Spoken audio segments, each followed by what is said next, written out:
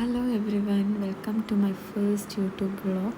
അപ്പോൾ ഇന്ന് നമ്മൾ ഉണ്ടാക്കാൻ പോകുന്നത് ഒരു ചിക്കൻ ബിരിയാണിയാണ് കേട്ടോ. അടിപൊളിയായിട്ടുള്ള ഒരു ബിരിയാണിയാണ്.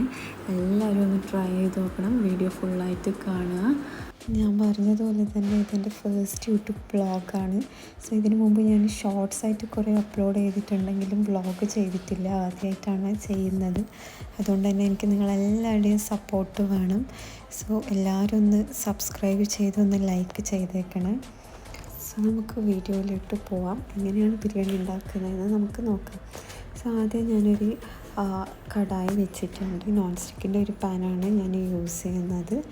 സോ ഇനി അത് ചൂടായി വരുമ്പോഴത്തേക്കും നമുക്കതിലേക്ക് ഒരു 3 ടേബിൾ സ്പൂണ് ഗീ ഒഴിച്ച് കൊടുക്കാം. അതിനുശേഷം നമുക്ക് ഒരു 2-3 ഏലക്ക, പിന്നെ ഒരു 2 ഗ്രാമ്പു ഇട്ട് കൊടുക്കാം. പിന്നെ നിങ്ങളുടെ കയ്യിൽ ബേ ലീവ്സ് ഉണ്ടെങ്കിൽ അതും ഇട്ട് കൊടുക്കാം കേട്ടോ.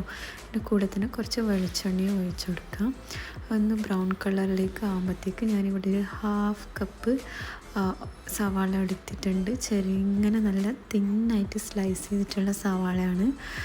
ബിരിയാണിക്ക് നമ്മൾ എടുക്കുമ്പോൾ എപ്പോഴും തിന്നായിട്ട് സ്ലൈസ് ചെയ്തിട്ട് എടുക്കാൻ വേണ്ടിയിട്ട് ശ്രദ്ധിക്കാം. അത് നമുക്ക് ആ ഒരു നെയ്യിലോട്ട് ഇട്ട് കൊടുക്കാം. ഇനി നമുക്ക് ആ സവാള ഒന്ന് സോട്ട് ചെയ്ത് കൊടുക്കാം കേട്ടോ. നല്ലതുപോലെ എല്ലാ സൈഡും കയ്യിൽ തട്ടിച്ച് നല്ലതുപോലെ ഒന്ന് ഇളക്കി ഇതാക്കി കൊടുക്കുക. ഒരേപോലെ ഇതായി വരാൻ വേണ്ടിയിട്ട്, സവാള ഒന്ന് വഴണ്ട് വരാൻ വേണ്ടിയിട്ട്. അതിന് ശേഷം കുറച്ച് ഒരു ടേബിൾ സ്പൂണ് ഉപ്പ് ഞാൻ ആഡ് ചെയ്തിട്ടുണ്ട്. ഒന്ന് സവാള വേഗം ഒന്ന് വഴണ്ട് വരാൻ വേണ്ടിയിട്ടാണ്. അതിന് ശേഷം കുറച്ച് നേരം ഒന്ന് ഇളക്കി കൊടുക്കുക കേട്ടോ.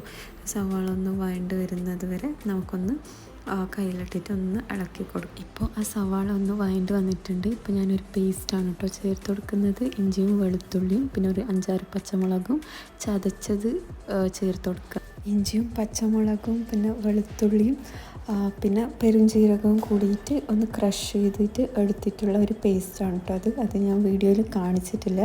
നിങ്ങൾ അങ്ങനെ ചെയ്താൽ മതി. ഒരു 10 അല്ലി വെളുത്തുള്ളി, ഒരു 3-4 കഷ്ണം ഇഞ്ചി, പിന്നെ ഒരു 2-3 ടേബിൾ സ്പൂണ് പെരുംജീരകം കൂട്ടിയിട്ട് ഒന്ന് ചതച്ചെടുത്താൽ മതി.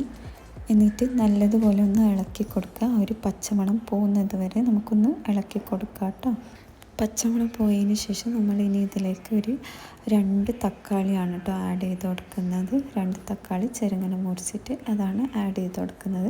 എന്നിട്ട് നല്ലപോലെ ഒന്ന് ഇളക്കി കൊടുത്തിട്ട് നേരം നമുക്ക് തക്കാളി ഒന്ന് വഴണ്ട് വരുന്നത് വരെ ഒന്ന് ഇളക്കി കൊടുക്കാം. തക്കാളി വഴണ്ട് വന്നതിന് ശേഷം ഇനി നമുക്കതിലേക്ക് 2 ടേബിൾ സ്പൂൺ ഗരം മസാല ഇട്ട് കൊടുക്കാം. അതിന് ശേഷം ഒരു 1/4 ടീസ്പൂൺ മഞ്ഞൾപ്പൊടി ഇട്ട് കൊടുക്കാം. എന്നിട്ട് അതിലേക്ക് ഞാനൊരു 2 ടേബിൾ സ്പൂണോളം ബിരിയാണി മസാലയും കൂടി ഇട്ട് കൊടുത്തിട്ടുണ്ട്. എന്നിട്ട് നമുക്കിത് നല്ലതുപോലെ ഒന്ന് ഇളക്കി യോജിപ്പിക്കാം. എല്ലാ മസാലയും എല്ലാ ഉള്ളിയിലും തക്കാളിയിലും പിടിക്കുന്നത് പോലെ നല്ലതുപോലെ ഒന്ന് മിക്സ് ആക്കിയിട്ട് ഇളക്കി കൊടുക്കാം. എന്നിട്ട് പച്ചമണം പോയതിന് ശേഷം അതിലേക്കൊരു 1/2 ലെമൺ ഞാൻ ഒഴിച്ചു കൊടുക്കുന്നുണ്ട് കേട്ടോ.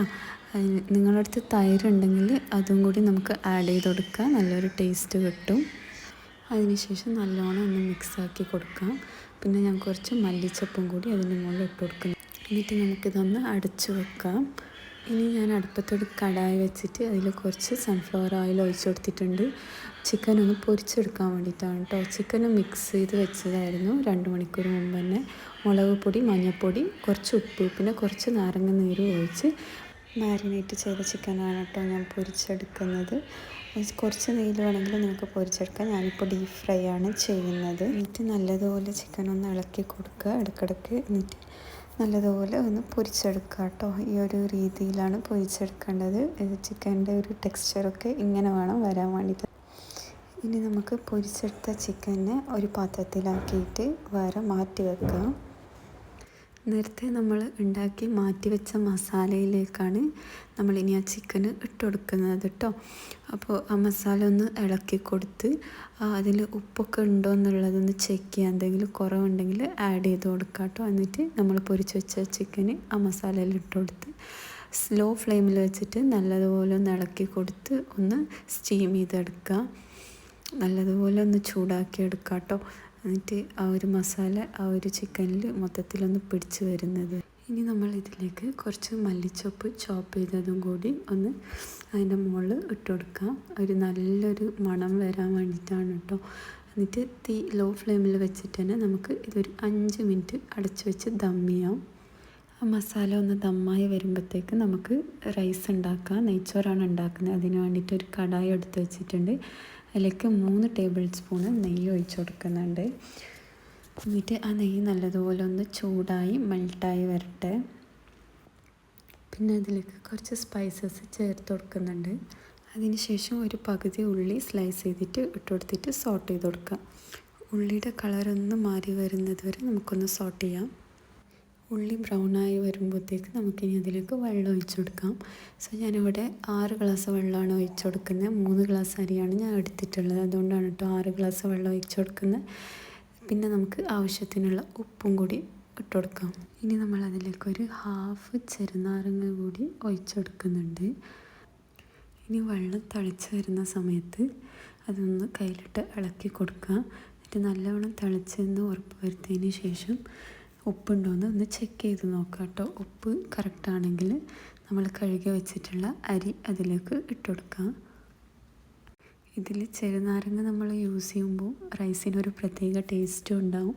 അതേപോലെ തന്നെ റൈസ് പരസ്പരം ഒട്ടിപ്പിടിക്കില്ല. അതുകൊണ്ടാണ് ഹാഫ് ലെമൺ നമ്മളിതിൽ ഒഴിച്ചെടുക്കുന്നത് കേട്ടോ. എന്നിട്ട് നമുക്ക് മൊത്തത്തിലുള്ള അരി മൊത്തം ആ ഒരു വെള്ളത്തിൽ ഇട്ട് കൊടുക്കാം. ഇനി നമുക്ക് ആ അരി ഒന്നോ രണ്ടോ തിളക്കുന്നത് വരെ ഒന്ന് വെയിറ്റ് ചെയ്തിട്ട് ആ 2 തിളച്ച് കഴിഞ്ഞതിന് ശേഷം നമ്മൾ ഹൈ ഫ്ലെയിമിലിട്ടതിന് സ്ലോ ഫ്ലെയിമിലിട്ടിട്ട് അടച്ചു വെക്കാം.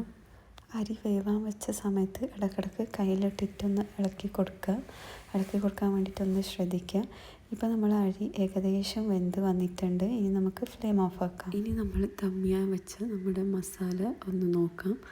ഈ സമയം മസാല നല്ലതുപോലെ ഇറച്ചിയിലൊക്കെ പിടിച്ച് നല്ലൊരു മണം ഇങ്ങനെ വരുന്നുണ്ടാവും. ആ സമയത്ത് തീ ഒന്ന് ലോ ഫ്ലെയിമിലാക്കി കൊടുത്തിട്ട് ഒന്ന് ഇളക്കി കൊടുക്കുക. നല്ലതുപോലെ ഒന്ന് മിക്സാക്കി കൊടുക്കുക കേട്ടോ. എല്ലായിടത്തും ഒന്ന് എത്തിപ്പെടുന്ന പോലെ നല്ലതുപോലെ ഒന്ന് മിക്സാക്കി കൊടുക്കുക. ഇനി നമ്മൾ ആ മസാലയിലേക്ക് നേരത്തെ ഉണ്ടാക്കി വെച്ച ചോറ് കുറച്ചായിട്ട് ഇട്ട് കൊടുക്കാം. കുറച്ച് മസാല ഞാൻ മാറ്റി വെച്ചിട്ടുണ്ട് 2 ലെയറാക്കിയിട്ട് ഇടാൻ വേണ്ടിയിട്ടാണ് കേട്ടോ. താഴെ കുറച്ച് മസാല ഇട്ട് കൊടുത്തിട്ട് അതിൻ്റെ മുകളിൽ നമ്മൾ ഉണ്ടാക്കി വെച്ച നെയ്ച്ചോറ് മസാല ഫുള്ളായിട്ട് കവർ ചെയ്യുന്ന പോലെ നമുക്കൊന്ന് ഇട്ട് കൊടുക്കാം. ആ ഒരു ലെയർ കഴിഞ്ഞതിന് ശേഷം അതേപോലെ തന്നെ മുകളിൽ പിന്നെയും മസാല ഇട്ട് കഴിഞ്ഞിട്ട് നമ്മളുണ്ടാക്കി വെച്ച നെയ്ച്ചോറ് അതിൻ്റെ മുകളിലായിട്ട് ഒന്നും കൂടി ഇട്ട് കൊടുത്തിട്ട് ഫുള്ളായിട്ട് കവറാക്കിയിട്ട് വെക്കുന്നുണ്ട്. ഇനി നമ്മൾ അതിൻ്റെ മുകളിലേക്ക് കുറച്ച് മല്ലിച്ചപ്പ് കട്ട് ചെയ്തത് ഇട്ട് കൊടുക്കാം. പിന്നെ കുറച്ച് ഗരം മസാല കൈ കൊണ്ട് എടുത്തിട്ട് ഇങ്ങനെ വിതറി കൊടുക്കാം. പിന്നെ കുറച്ച് അണ്ടിപ്പരിപ്പ് മുന്തിരി ഞാൻ നെയ്യിലൊന്ന് വാട്ടിയെടുത്തത് അതിൻ്റെ മുകളിൽ ഇട്ട് കൊടുക്കുന്നുണ്ട്. എന്നിട്ട് ഒരു 2-3 സ്പൂണ് ആ നെയ്യും കൂടി ഒഴിച്ചു കൊടുക്കുക അതിൻ്റെ മുകളിൽ. അതിനുശേഷം നമുക്കൊന്ന് അടച്ച് വെച്ചിട്ട് 10 മിനിറ്റ് ബിരിയാണി ഒന്ന് ദം ചെയ്യണം. അതിന് വേണ്ടിയിട്ട് ലോ ഫ്ലെയിമിലിട്ട് വെക്കുക. ഒരു 10 മിനിറ്റ് വരെ ലോ ഫ്ലെയിമിലിട്ടിട്ട് ബിരിയാണി ഒന്ന് ദം ചെയ്തെടുക്കുക. അതിന് ശേഷം തുറന്ന് നോക്കിയാൽ നമ്മളെ ബിരിയാണി റെഡി ആയിട്ടുണ്ടാവും. അതിൻ്റെ ഫ്ലേവറൊക്കെ ചോറിൽ ഇറങ്ങിയിട്ട് അടിപൊളി ബിരിയാണിയാണ്. എല്ലാവരും ഒന്ന് ട്രൈ ചെയ്ത് നോക്കണേ. ഇപ്പോൾ നമ്മൾ ബിരിയാണി ചൂടോടുകൂടി സെർവ് ചെയ്യാൻ റെഡി ആയിട്ടുണ്ട്. വീഡിയോ ഇഷ്ടമായിട്ടുണ്ടെങ്കിൽ ഒന്ന് സബ്സ്ക്രൈബ് ചെയ്ത് സപ്പോർട്ട് ചെയ്യണേ. ലൈക്ക് ചെയ്ത് ഷെയർ ചെയ്ത് നിങ്ങളെ അഭിപ്രായം കമൻറ്റിലൊന്ന് അറിയിക്കണേ.